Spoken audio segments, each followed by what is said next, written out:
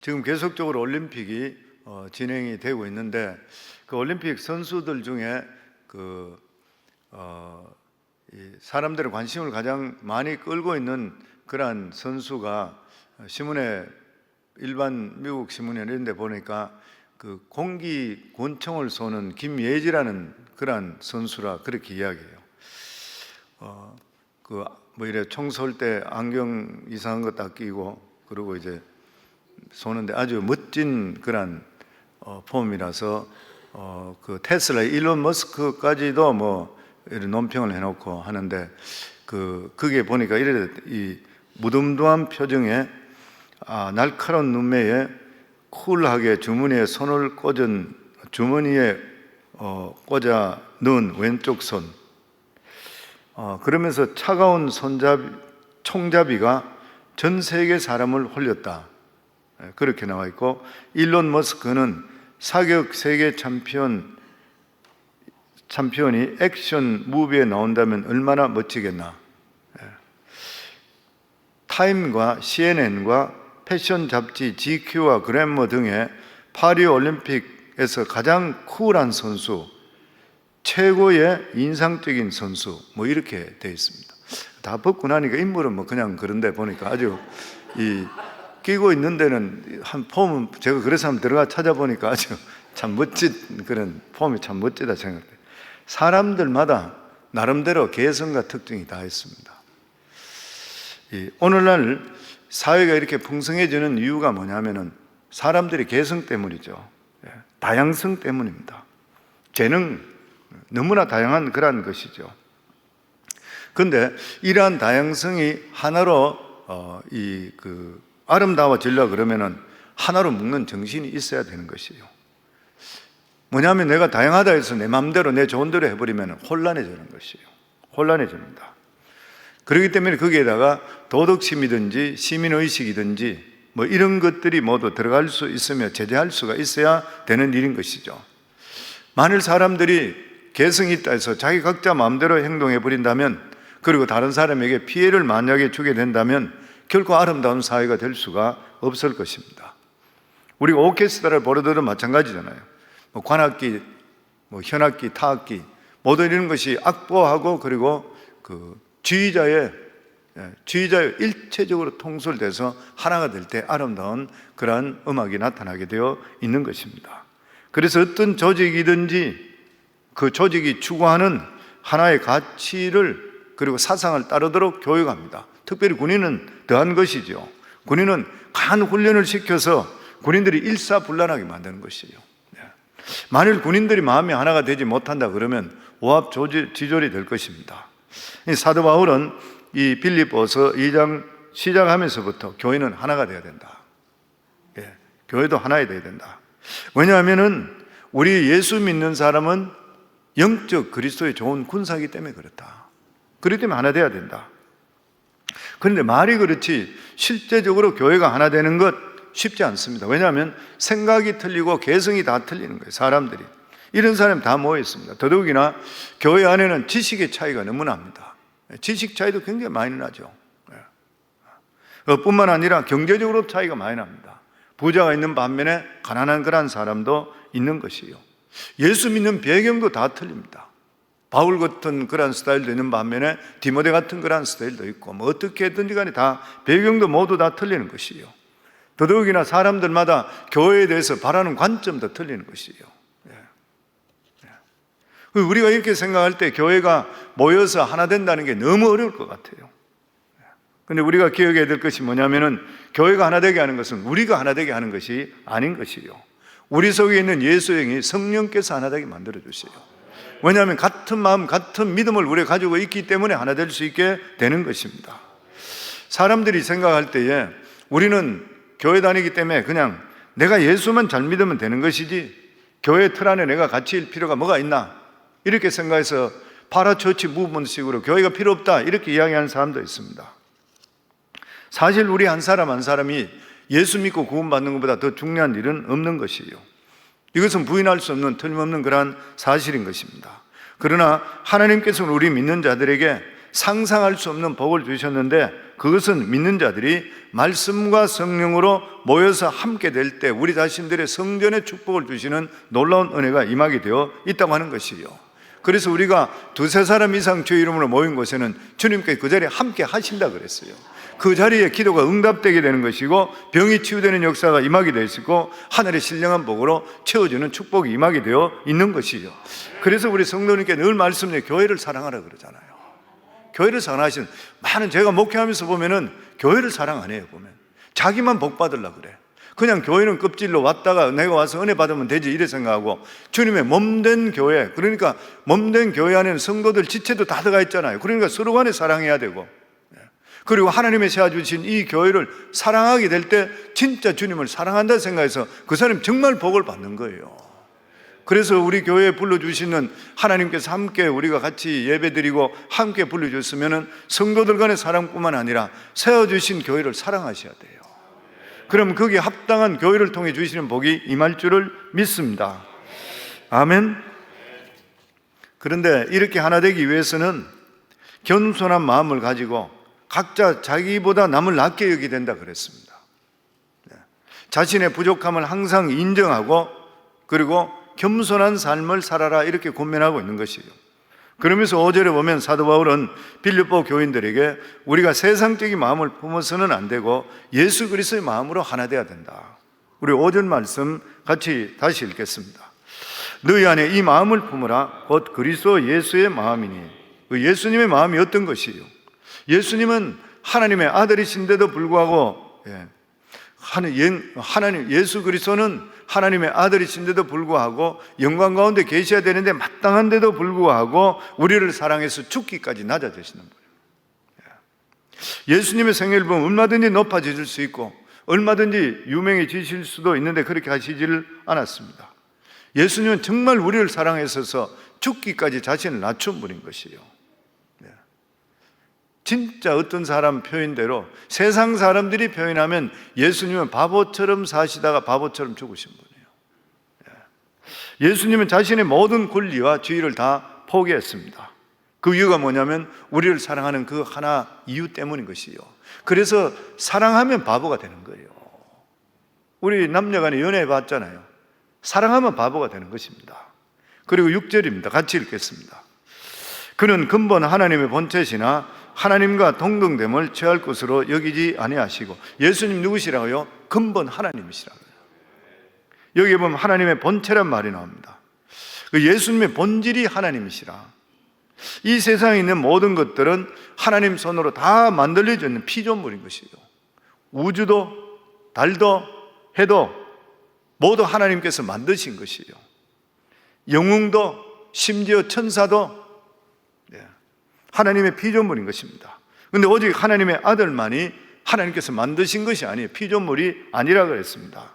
이 세상에 있는 모든 것들 그리고 천상에 있는 모든 것들은 하나님께서 만드신 피조물이지만 예수님만은 피조물이 아니시고 하나님 자신이라 그랬어요. 예수님은 결코 하나님에 의해서 창조되지를 않았습니다. 왜냐하면 예수님은 모든 면에서 하나님과 똑같은 분이기 때문인 것입니다. 이게 삼위일체의 신비인 거예요. 여기에 본체라 말은 헬라어로 몰페라 말인데 영어로는 패션이라. 패션이라는 것은 자기 신분에 맞는 복식을 갖춘다. 그렇기 때문에 예수님은 근본 하나님의 패션, 즉 예수님은 하나님의 자격과 신분을 가지고 계신다는 그러한 의미인 것입니다.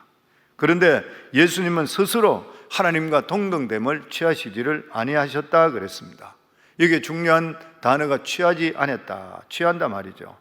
번역하면 탈취하다, 자기가 그것을 움켜잡지를 않았다는 것이에요. 본래 예수님은 하나님과 동등한 분이시지만 시간과 공간을 제한받는 인간으로 오시기 위해서 자신의 영광을 포기하셨습니다. 예수 그리스도 십자가에 달리시기 전에도 이미 그 영광은 하나님과 똑같은 영광으로 동등했습니다. 그러나 타락한 인간을 구하기 위해서 동등한 이러한 놈을 포기하시고 종의 형체를 취하셨다 그랬습니다. 예수님은 얼마든지 고난의 길을 피할 수가 있었습니다. 마지막에 인간적이기 때문에 너무 힘들기 때문에 겟세마네 동산에서 제발 이 잔을 피할 수만 있으면 피하게 해주소서 그랬잖아요.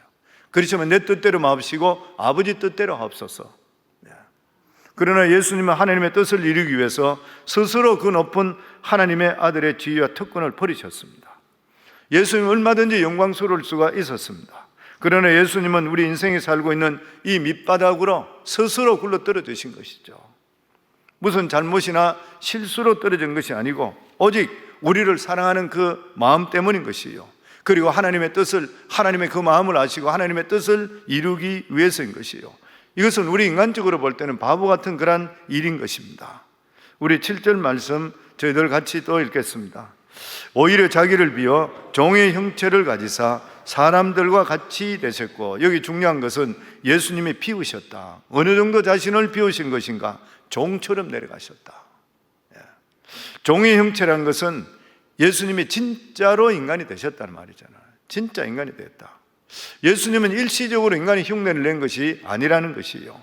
예수님은 정말 인간이 되셔서 여인의 몸에 잉태되시고 그곳에 태어나시고 그리고 성장했습니다. 인간의 성장기를 예수님은 다 거치셨던 것이에요.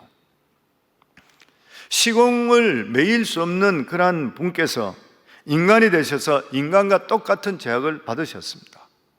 먹고 자고 배설하고 인간의 생체 리듬을 모두 다 경험하셨던 것이에요. 인간의 욕망 그리고 정욕 고스란히 느끼고 고통, 아픔 다 체험하셨습니다. 진정으로 사람이 되신 것이에요. 그래서 히브리 기자는 히브리 4장 15절에 보면 우리에게 있는 대제사장은 우리의 연약함을 동정하지 못할 뿐이 아니요 모든 일에 우리와 똑같이 시험을 받으신 분이시되 죄는 없으시니라. 예수님은 우리와 눈높이를 맞추기 위해서 이 세상에 인간으로 볼 때 가장 열악한 구유에서 태어났습니다. 그리고 세상의 모든 고난을 다 경험하셨던 거예요. 예수님은 죄가 없으신 분이지만 우리의 모든 허물과 죄를 다 겪어보신 그러한 분이신 것입니다. 그렇기 때문에 예수님은 거룩하실 뿐만 아니라 우리의 모든 죄와 우리의 절망을 다 당하신 것이에요. 이것을 다 예수님은 이겨보셨기 때문에 우리를 너무나 잘 이해하고 도울 수 있는 분인 것이에요. 그래서 오늘도 주님께서 우리에게 수고하고 무거운 짐진 자들아 다 내게로 오라, 다 겪어보셨다는 거예요. 그러면 8절 말씀입니다. 같이 읽겠습니다. 사람의 모양으로 나타나사 자기를 낮추시고 죽기까지 복종하셨으니 곧 십자가에 죽으심이라. 여기 중요한 말씀이 낮추셨다. 오늘은 겸손한다. 어디까지 겸손해? 죽기까지 겸손하셨다. 그리스도께 죽으신 이유가 어디 있습니까? 인간이 자기를 창조하신 하나님을 무시하고 산 값이 죄인 것이잖아요. 그 여겼던 그것이 죄인 것입니다. 죄로 말미암아 뭐가 있어요? 죽음이 왔는 것이에요. 죄의 삭은 사망이라 그랬는데 죄값을 받아야 될 자가 죄값을 받지 않게 된다면 하나님의 공의를 거스르는 것이에요. 그런데 이 세상에 이 죄값을 치룰 자가 없는 것이에요. 왜냐하면 모두가 죄인이기 때문인 것입니다. 그런데 예수님께서는 하나님이시고 하나님의 아들이신데 아무 잘못이 없는데도 불구하고 모든 죄에 다 누명을 덮어서시고 십자가에 못 박혀 죽으셨습니다. 너무나도 굴욕적이고 비참한 그러한 죽음이셨습니다.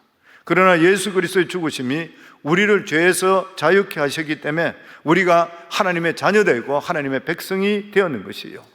성경에 피 흘림 없이는 사함이 없다 그랬습니다.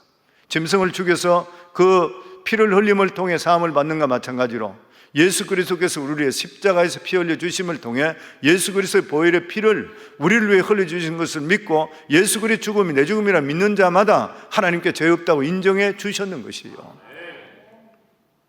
하나님께서는 애굽의 노예로 잡혀있던 이스라엘 백성들을 조건 없이 구원해 주셨습니다. 그리고 그들에게 주신 것이 뭐냐면 하나님의 백성이 지킬 것이 십계명이라 십계명을 주셨습니다. 그런데 이 십계명은 우리가 두 가지로 나눌 수 있죠. 하나님 사랑, 이웃 사랑이에요. 이것이 하나님 사랑, 이웃 사랑이죠. 우리들도 똑같습니다. 하나님은 우리를 구원해 주시면서 어떤 것도 요구하시지 않았던 것이에요. 단 한 가지 계명을 주셨어요. 그것이 뭐예요? 서로 사랑하라는 거예요. 서로 사랑하라. 요한복음 13장 34절에 35절에 보면 새 계명을 너희에게 주노니 서로 사랑. 예수님 하신 말씀이잖아요. 서로 사랑하라. 내가 너희를 사랑한 것 같이 너희도 서로 사랑하라. 너희가 서로 사랑하면 이로써 모든 사람이 너희가 내 제자인 줄 알리라. 이 계명을 행하게 될 때 모든 계명이 다 이루어진다는 거예요. 그리고 하나님 나라의 복을 누릴 수 있다고 하는 것입니다. 그러기 위해서는 우리가 한 가지 관문을 넘어가야 돼요. 다 사랑하기 위해서 뭐예요? 자기 자신을 죽여야 됩니다. 나를 죽이지 않고는 결코 남을 못 사랑하는 거예요. 사랑하는 성도님들, 이 자기를 죽이는 시험의 관문을 통과해서 하나님의 기쁨이 되기를 주의 이름으로 축원합니다. 9절 말씀입니다. 같이 읽겠습니다. 이름으로 하나님이 그를 지극히 높여 모든 이름 위에 뛰어난 이름을 주사 하나님 나라의 가장 높은 자는 하나님과 다른 사람을 위해서 자신의 것을 가장 많이 버린 사람입니다. 내 것을 움켜쥐고 있는 사람은 높아질 수 없어요. 하나님께서 가장 귀하게 여기는 자가 하늘 나라를 위해서, 하나님을 위해서, 주위 사람들을 위해서 자기를 희생하는 사람이에요. 예수님은 우리 죄인들을 위해서 가장 귀한 생명을 버리셨습니다. 예수님은 죄가 없으셨고 스스로 하나님 말씀에 철저히 복종했습니다. 그 결과 죽음을 이기시고 부활하셨습니다. 부활을 통해서 모든 인간의 죄가 해결되었시고 이것이 하늘나라 법으로 승인이 되는 것이요. 이 예수님은 하나님께서 높은 지위를 주셨는데 이 세상의 어떤 권력자나 천사나 천사장보다 높은 최고의 지위에 오르게 하셨습니다. 사람들은 이 지위를 보지 못해요. 왜냐하면 우리가 보지 못하는 영적인 세계이기 때문에, 이 세상 건너편에 있는 일어난 천상의 일이기 때문인 것입니다. 그러나 이 사건은 인류 역사상 그리고 우주 역사상 가장 위대한 사건인 것입니다. 예수님이 죽으시고 부활하셨다가 다시 하나님 아들 자리에 오르실 때에 예수님 홀로 오르시지를 않았습니다. 모든 믿는 자들을 데리고 하나님 보좌 우편에 앉아 계시는 거예요. 그래서 예수님께 재림하실 때 모든 믿는 자들이 죽은 자들, 다시 부활했던 그들을 데리고 같이 오시는 거예요. 그리고 예수님 지금까지 하나님께서 통치하던 그 통치권을 물려받으셨을 뿐만 아니라 장차 이 세상에 다시 오실 때 심판하실 권한까지 받으셨던 거예요. 그래서 요한복음 5장 22절부터는 아버지께서 아무도 심판하지 아니하시고 심판을 다 아들에게 맡기셨으니 이는 모든 사람으로 아버지를 공경하는 것 같이 아들을 공경하게 하려 하심이라. 아들을 공경하지 아니하는 자는 그를 보내신 아버지도 공경하지 아니하느니라. 내가 진실로 진실로 너희에게 이르노니 내 말을 듣고 또 나 보내신 이를 믿는 자는 영생을 얻었고 심판에 이르지 아니하느니 사망에서 생명으로 옮겼느니라. 아멘. 예수님은 십자가의 승리를 통해서 영권과 통치권과 재판권을 다 받게 되었습니다. 그리고 10절 말씀 같이 읽겠습니다. 하늘에 있는 자들과 땅에 있는 자들과 땅 아래 있는 자들로 모든 무릎을 예수의 이름에 꿇게 하시고, 하나님께 창조하신 세계는 우리가 보는 것 같은 무질서한 세계가 처음에는 아니었던 것이요, 온 세계는 오케스트라를 지휘하는 지휘자와 마찬가지로 그 지휘자는 예수님이시죠. 만드셨으니까. 그러니까 일사불란하게 움직였던 거예요. 오직 하나님께 영광 돌리고 찬양하고 아름다운 그런 세계였던 것이요. 그러나 인간이 죄를 지음을 통해서 이 모든 조화가 다 깨트려지고 말았습니다. 세상은 무질서와 혼돈 속에 빠지게 되었던 것이요. 그러나 하나님께서 이것을 보시고 아들을 통해서 다시 통일하시기를 원했던 것입니다. 그런데 그 계획의 가장 걸림돌이 됐던 게 뭐예요? 인간인 것이죠. 인간인 것입니다. 하나님은 모든 것을 다 다시 만들 수가 있습니다. 그러나 하나님께서는 우리 죄 지은 인간들을 멸망시키기를 원하시지를 않았던 것이에요. 왜냐하면 하나님께서는 우리를 너무나 사랑하시고 그리고 아꼈기 때문인 것입니다. 그래서 하나님께서는 그의 아들 예수님과 약속을 하셨습니다. 아들이 인간의 죄를 대신해서 만약 그 죄를 진다면 아들의 이름을 믿는 자마다 누구든지 구원해 주시겠다는 하나님의 약속인 것이죠. 그리고 그 모든 것들을 예수님 손에 맡겼던 것이요. 그래서 예수님께서 하나님 말씀에 주시는 말씀에 자기가 순종해서 그 뜻을 이루어 나갔던 것이요. 그래서 요한복음 5장 12절에 보면 아들이 있는 자에게는 생명이 있고 하나님의 아들이 없는 자에게는 생명이 없느니라. 그래서 하나님께서는 십자가에서 죽기까지 순종하는 아들에게 온 세상을 다스리는 심판의 권세까지 함께 주셨습니다. 그러면서 마지막으로 11절 말씀 같이 읽겠습니다. 모든 입으로 예수 그리스도를 주라 시인하여 하나님 아버지께 영광을 돌리게 하셨느니라. 이 모든 입으로 예수님을 주라 시인한다. 그러니까 모든 악의 세력들도 다 예수님을 믿는다는 그런 뜻은 아닌 것이죠. 그렇지만 나중에 가면은 믿든 믿지 않든 모두가 예수 그리스도의 권세 앞에 굴복하게 되고 예수 그리스도를 주라고 시인하게 된다는 거예요. 그러면 지금은 누가 이 세상을 다스리는 것입니까? 부활하신 예수 그리스도에 다스리고 계시는 것이요. 예수님의 하나님이시니까 오늘도 이 세상을 다스리는 분은 주님이십니다. 빌립보서 2장 9절 10절 읽은데 다시 보면은 그러므로 하나님이 그를 지극히 높여 모든 이름 위에 뛰어난 이름을 주사 하늘에 있는 자들과 땅에 있는 자들과 땅 아래 있는 자들로 모든 무릎을 예수의 이름에 꿇게 하시고, 그리고 이 세상의 주인은 누구시라고요? 우리 주님인 거예요. 아멘. 예수님은 우리를 위해서 죽으셨고 예수 그리스도께서 하신 일을 통해 하나님께서 이러한 권세를 주셨기 때문에 예수 그리스도께서 모든 걸 다 통치하고 계시고 우리의 주가 되시는 것이요. 예수님은 우리를 위해서 십자가에 못 박혀 죽으심을 통해서 새로운 자들을 태어나게 했는데 우리가 예수 그리스도로 말하면 새롭게 태어나는 것이요. 그래서 우리는 모든 새로운 피조물이 되었는 것이요. 그러니까 우리는 예수님이 나았습니다. 우리의 주인은 누구시라고요? 예수님이신 것이요. 아멘. 그렇기 때문에 우리는 예수님을 주라고 부르는 것이요. 주님이신 것이요. 그래서 우리가 예수 그리스도를 주라고 부르는 자들마다 구원의 임하게 되어 있는 것이고, 예수 그리스도를 주라고 부르게 되면 하나님 앞에 모든 것이 다 통과시켜 주는 것이요.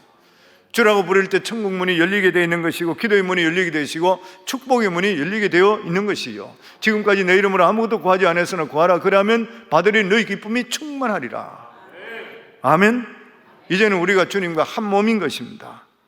주님께서 우리의 모든 고통을 다 느끼고 다 알고 계시는 것이에요. 이제는 우리 모든 것이 주님 것이라.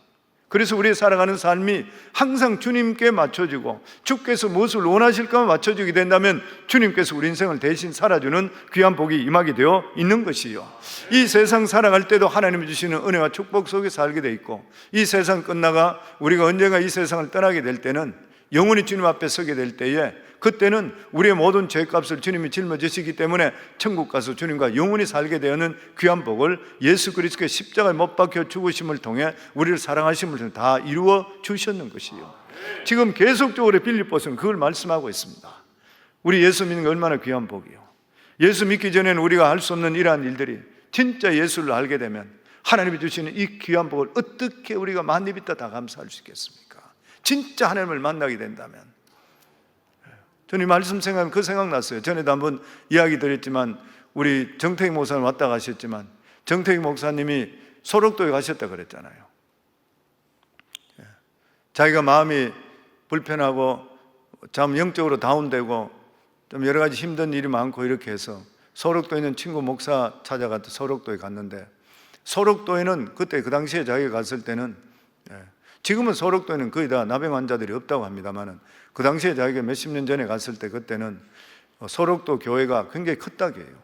왜냐하면 그 나병 환자들이 의지할 데가 어디 있어요? 그게 복음이 들어가니까 전부 다가 믿음 안에 들었다고. 하루에 예배를 3번씩 드리는데 예배를 뭐 그냥 1시간 드리는 것이 아니고 2시간, 3시간씩 이래 드린대요. 자기가 소록도에 도착해서, 그리고 큰 교회가 보이길래 그냥 그 교회부터 먼저 들어갔대. 친구 교회도 아니고 한데 그 교회에 들어가니까 예배가 시작되고 있더래. 예배가 하고 같이 예배에 참석하고 있는데 얼마나 찬송을 뜨겁게 하고, 그러고 나서 말씀을 듣고, 그리고 통성 기도를 막 사람들이 하고 있는데 막 계속 하는데 뒤에 있는 한 분이 소리가 들리는데, 하나님이 은혜를 어떻게 해요? 하나님이 이 은혜를 어떻게 갚아요? 응 울면서 막 소리 지르면서 하기래. 대간절 이 사람이 무슨 은혜를 그래 받고 대간절 누구 기억하면서 뒤돌아봤대요. 자기 바로 뒤에 있으니까 뒤돌아봤더니 얼굴 안면이 없던 사람이라잖아요. 다 뭉그러져 버리고 이 양쪽 손이 없어져 버리고, 그리고 발도 잘려가지고 기고 있는 사람이에요. 근데 거기서 엉엉 그렇게 보면서만 통곡하면서 그래. 하나님의 은혜를 내가 어떻게 갚아요? 그러더래. 이 목사님이 그거 보다가 보니까 나는 멀쩡한 몸인데 제가 지금 앉아가지고 내가 뭐 스트레스 받는다 이래 했나 생각. 그 사람 보다가 자기가 막 하나님 은혜 해가 자기가 펑펑 울면서 자기가 울기 시작했대. 거기서 한참 울면서 자기도 기도하고 있는데 뒤에서 막대기를 누가 찌르는 것 해가지고 콕콕 찌르는 것 해가 뒤돌아보니까 그 사람이 찌르되 손이 없는 손이죠. 그냥 팔목으로 툭툭 찌르면 예배 끝났어요. 예배 끝났어요. 그러더래. 그래서 그분이 정태기 목사님이 그분에게 부탁하기를 내가 한 일주일 여기 있어야 되는데 당신 집에 좀 있게 해달라. 예. 그래서 목사님 친구 집에 가지 않고 그 사람 집에 따라갔다 그러죠. 그러면서 그분에게 물어보면 어떻게 해서 당신이 그렇게까지 하나님의 은혜에 감사하냐 그러니까 그 말 했다 그러잖아요. 자기가 문둥병에 걸리게 되니까 자식도 떠나고 아내도 떠나고 친척도 떠나고 다 떠났대요. 자기 집에 가까이 오질 않는데요. 그런데 자기를 떠나지 않는 분이 유일하게 예수님이었을 때 그게 내가 이 은혜를 어떻게 갚을 수 있냐는 거예요. 사랑하는 성도님, 이 세상에 모든 사람 다 떠나 주님은 절대로 안 떠나십니다. 주님은 우리에서 자기 생명까지 주시는 사랑인 거예요. 이 은혜를 어떻게 우리가 갚아요? 이거 물질로서 이야기할 수 있겠습니까? 뭐로 이야기할 수 있겠습니까? 진짜 하나님을 은혜를 체험했다면 우리가 어떻게 그냥 살 수 있어요? 지금 그 이야기를 지금 여기에 사도 바울은 이야기하고 있어요. 주님은 이렇게 존귀한 분인데도 불구하고 주님은 가장 낮은 우리를 위해서 자기 목숨을 버리시고 구유에 태어나시고 그리고 자기를 희생해 죽으셨다는 거예요. 이 사랑을 우리가 깨닫는다면 우리도 이 세상 살아갈 때 주님께 감사하고 사랑할 뿐만 아니라 우리도 주님의 주시는 계명대로 살아야 된다는 거예요. 그 세경이 뭐예요? 사랑하며 살아라 그러잖아요. 주님을 사랑하고 그리고 주위의 분들을 사랑하고 내 것이 없고 주를 위해 기쁘게 할 수 있는 이러한 삶을 살아갈 수 있는 것이 조금이라도 주의 은혜에 감사할 수 있는 거예요. 저는 우리 성도님 이 믿음으로 살아 하나님의 기쁨이 되고 우리 삶도 참된 축복이 임하기를 주의 이름으로 축원합니다.